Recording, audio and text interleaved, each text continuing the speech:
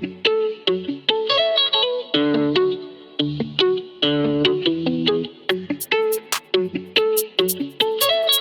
Clay, we What's here. up? What's up? What's What's up? going on, bud? What's going on? All good. It's all good. Training camp is kicking it. Man, I'm good in the things happen groove. in training camp. Lots of things. Lots of things. Looking good. First of all, who are we? I'm Clay from Brooklyn, football with the fellas, and who am I here with? It's your man Mazo. All about Big Blue, baby. All about Big All Blue. about, all about Ah, what I'm talking hey, about. here's some good things out of training camp, man. Yeah, no, really, I'm excited. I'm excited. It's And funny. It's funny. In the off season, which I can't really call, when I call it the quiet period, early when it was the quiet period, we were Right. looking at the schedules and stuff and going, you know what? We were thinking about the 2026 draft. right, right. But now that we're in training camp, the optimism has gone up. Absolutely. And you know what I'm hearing right now, what I heard today? What's that? And you mentioned something about this too. It was about our running back situation. Yes. And, Tracy looks good. But you know what? Scatterboo. Scatter. I am all in on Scatterboo. Man, Or both of them. I'm all in. I'm all in. we got to, can we go back to the Bradshaw? Now, who else? Was Bradshaw and Jacobs?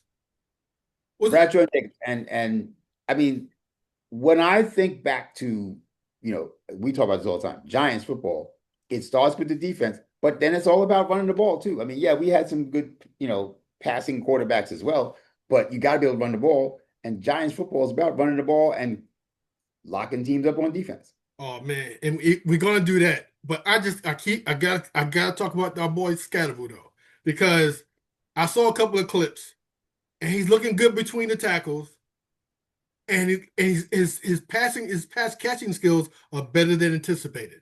He can catch the ball. He can catch the ball. Yeah, no, I saw that at college too. He can catch the ball. And obviously, Tyrone Tracy was a wide receiver before he was a running Right. back. He can catch the ball. So I'm excited about that. I'm really excited about that. And Russ, is a seasoned veteran. He's going to know how to check down to the running backs. But listen, let me stop you right here real quick before we go any further. Guys, please take a minute and grab that subscribe button. We know you are passionate Giants fans just like we are. That's why you're here. But if you grab that subscribe button and like the show, we can grow the show. We can get that energy, get that feedback, get the word out. Oh Please yeah. Please do that for us. Tell others come hang out with football with the fellas. It's all about Big Blue. Tell them to hang out. We have a good time here. Absolutely.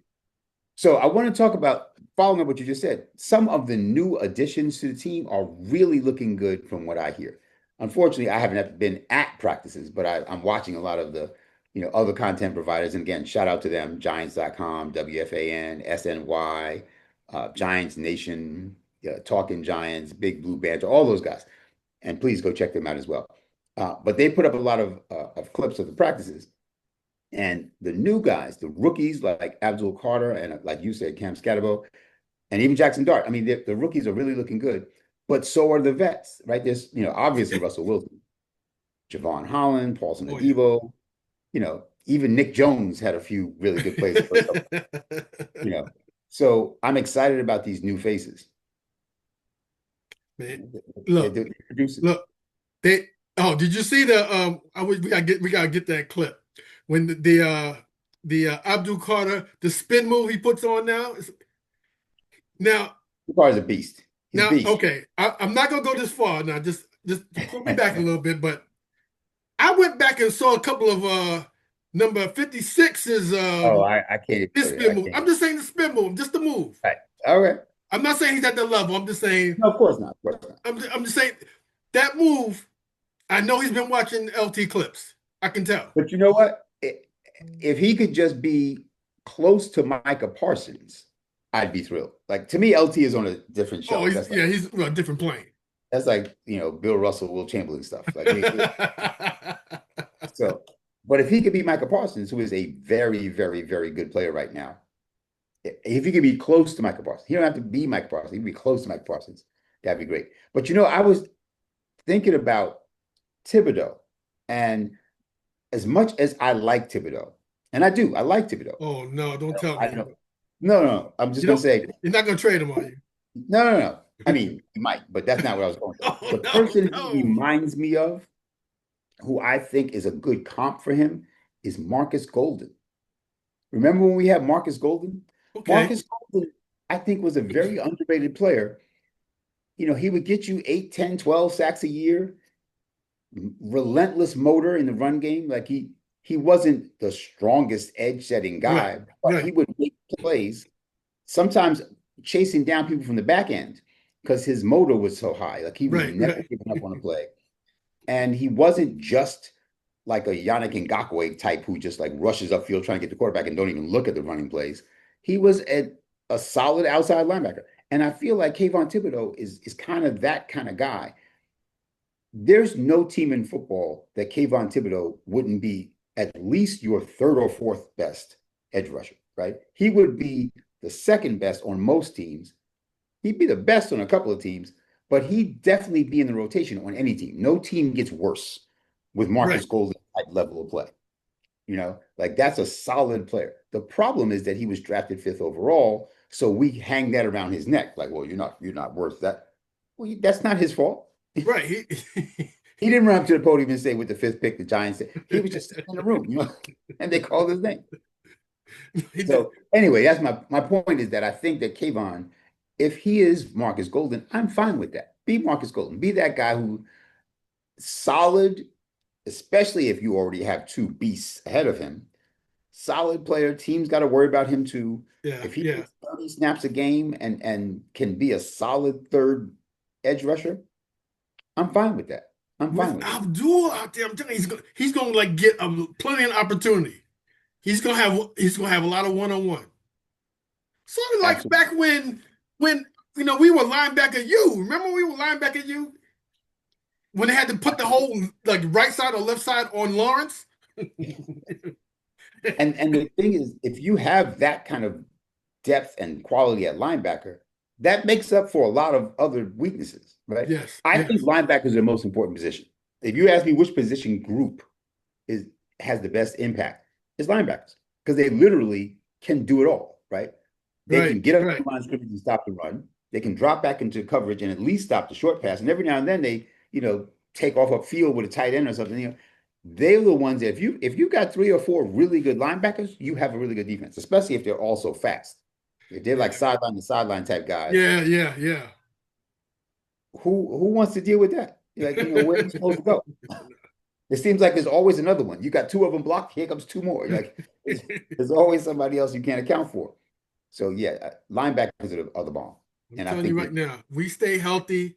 Game one against the Commanders. I'm telling you, it's going. I have already put that in the W column. If we stay healthy, if we stay healthy. The optimism has not gone on to Clay from Brooklyn. I am ready. I am ready for that W. Matter of fact, I have week 2 of W against Dallas. I'm telling you, if we can stay healthy, those 2 games are winnable games. They And are. I know you believe it. I'm just telling Oh the fans. my I tell gosh. everybody else who's watching us. Do you guys believe the Giants are going to do it in game one and game two? You know, put some comments down there and let's get an early prediction of what you think is going to happen. No scores. We're just talking about a W. Just Just a W W. and L. Exactly. We need, Exactly. but again, the predicated with there's good health, that we have a healthy team. Not Right. like, because we can't afford guys to be going down. We don't have No. that type of team.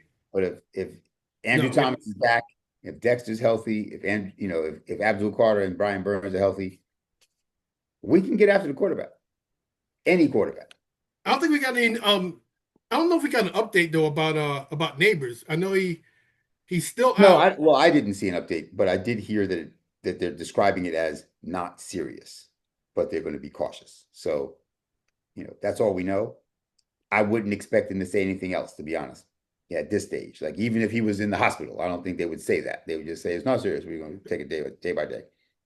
How many? No, wait a minute. How many preseason games are there? Like, is there 3 games, 3 preseason games. 3? Right?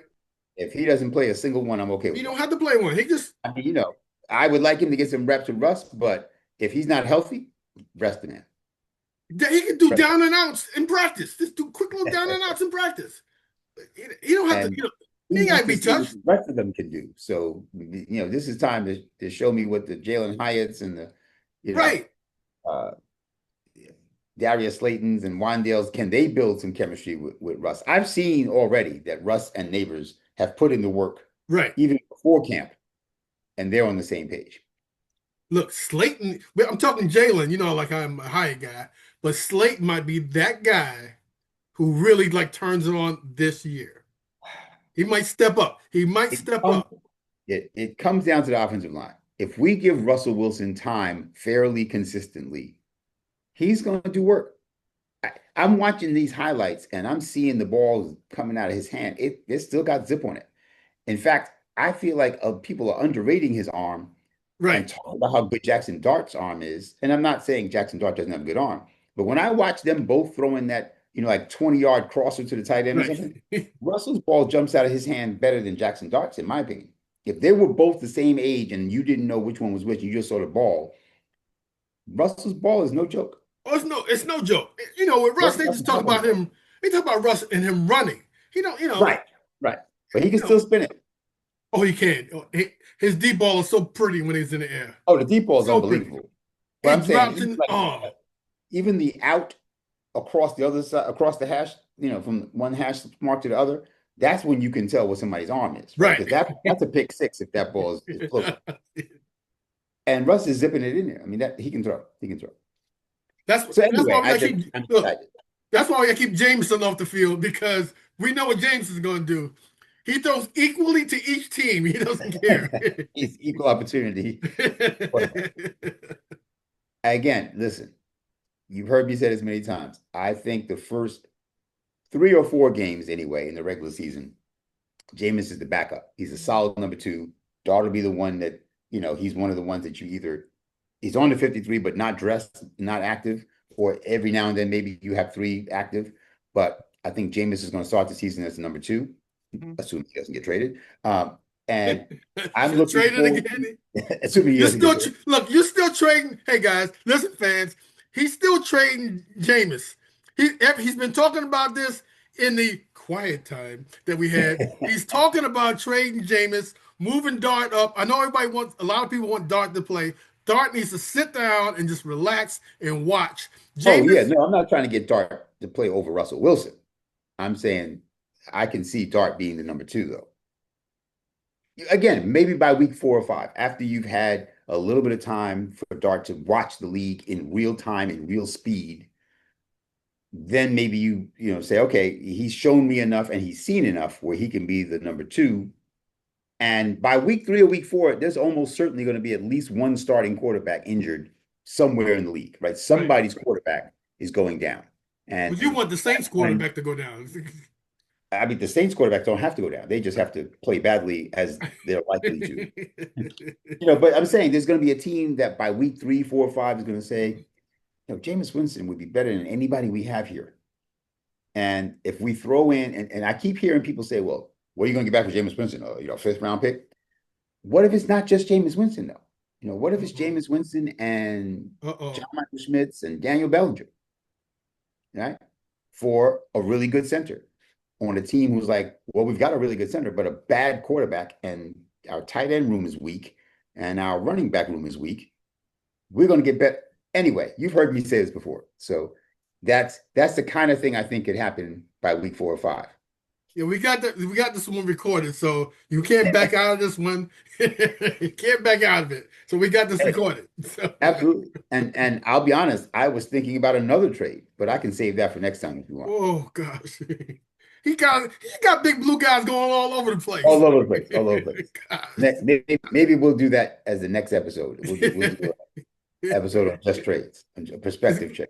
We'll call that episode Big Blue on the Move. I like that. I like that. Big Blue on the Move. Anyway, that's what we're seeing. We're seeing really good things out of a lot of people, but especially the newcomers. And it's really got us even more excited. And Mazo's always hyped, but I'm hyped too. And I know some of y'all are thinking the same thing. We're even hearing some of like Kay Adams came to Giants practice. She used to be on Good Morning Football. She's got her own thing now. And she came to Giants practice and she was talking about the energy. She's like, I wasn't expecting this kind of positive energy from a Giants camp. Other people are talking about it too. So it's not just me and you. There's a lot of people who something's going on over at MetLife. something good's going on there. So Something good's going on. Okay, all right. I can't wait. But we want y'all to let us know what you think. So please drop us a comment, like, share, subscribe, all that stuff. But let us know what you think. Do you agree? Do you think the Giants are looking better than most people expected in this summer? And are you? Oh man, they hyped. We got people who are hyped about the Giants right now. Don't be shy. Just drop a comment in there. We'll get back to you on it too. Don't worry. We definitely we get back to everybody who comments. Absolutely. If you don't believe the Giants, let us know why. You're still cool with us though, because you're a big Blue fan. You're still cool with us. Absolutely. Anyway, Clay from Brooklyn, Football with the Fellas. Who am I here with? It's your man Mazo. Remember, if it's the off season, or preseason, or regular season, or now during training camp, it's all about Big Blue. Yes, sir. Hey, y'all. Until next time. Peace.